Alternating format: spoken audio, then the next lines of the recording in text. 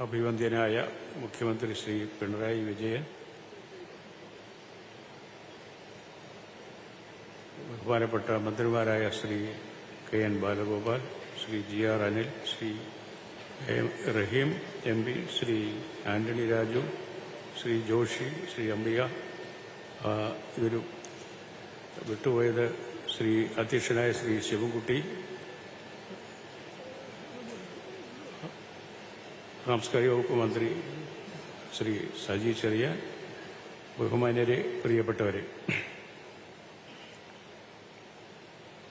എനിക്ക് മോഹൻലാലിനോടൊപ്പം പ്രവർത്തിക്കാൻ ഇനിയും അവസരം കിട്ടിയിട്ടില്ല, അത് സംഭവിച്ചില്ല.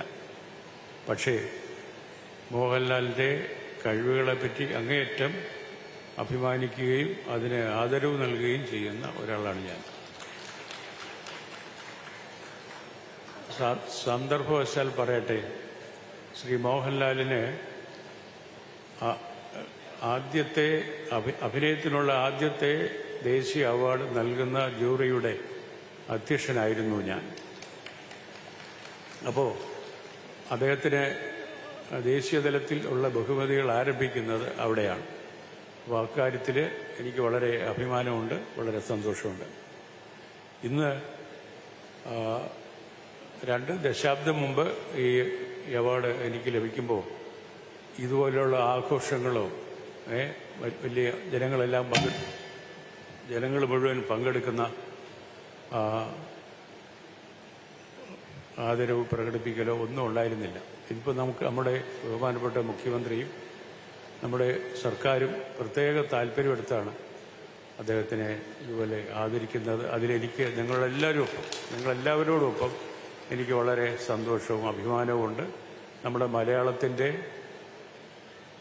വലിപ്പം ഈ വേദി പങ്കിടുന്ന ഓരോരുത്തർക്കും അറിയാം, ഈ സദസ്സിലുള്ള ഓരോരുത്തർക്കും അറിയാം. ഇത് പ്രതിനിധീകരിച്ച ആളാണ് ശ്രീ മോഹൻലാൽ. മോഹൻലാലിനെ സംബന്ധിച്ചിടത്തോളം എനിക്ക് തോന്നിയിട്ടുള്ളത് ഓരോ മലയാളിക്കും തങ്ങളുടെ സ്വന്തം പ്രതിബിംബം ഈ നടനിൽ കാണാൻ കഴിഞ്ഞിട്ടുണ്ട് എന്നാണ്. അതുകൊണ്ടാണ് അദ്ദേഹം നമുക്കെല്ലാവർക്കും, നമ്മുടെ മലയാളികളായ അവരെവിടെ ജീവിക്കുന്നവരായാലും അവരുടെ എല്ലാം സ്നേഹപത്രമായിട്ട് മാറാൻ കഴിഞ്ഞത്. മോഹൻലാലിന് ഇനിയും വരുന്ന എത്രയോ ദശാബ്ദങ്ങൾ തന്നെ നീണ്ടു നിൽക്കുന്ന അഭിനയ ജീവിതവും കൂടുതൽ വിജയവും ഉണ്ടാകട്ടെ എന്ന് ഞാൻ ഈ അവസരത്തിൽ ആഗ്രഹിക്കുന്നു.